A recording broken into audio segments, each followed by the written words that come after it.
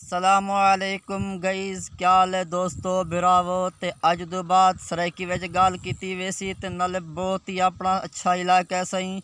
क्या ही बात है सही, जनूबी पंजाब दी जिंदाबाद। हरा भरा अपना पंजाब है सही। ए देखो सही अपना पंजाब सी हरा भरा। ए बेटा भी चरदियां पैन नाले असां भी सुते पे। ए माहौल देखो सी अपने पंजाब दा, वाह जी वाह। पंजाब भाजी अपना हरा भरा है ते बहुत सोहना है। ते शहर सुल्तान बड़ी गल है। अपना शहर सुल्तान भाजी बहुत ही सोहना शहर है सही, वाह जी वाह, बहुत ही सोहना शहर है।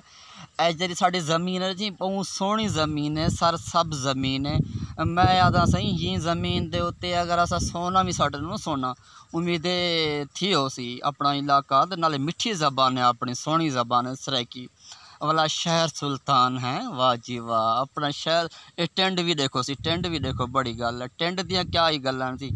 अपना शहर सुल्तान भाई जी साढ़े चैनल को सब्सक्राइब करो ते वो घंटी का बटन हो सी, घंटी का बटन भाजी हूँ को लाजमी दबा रहे हैं।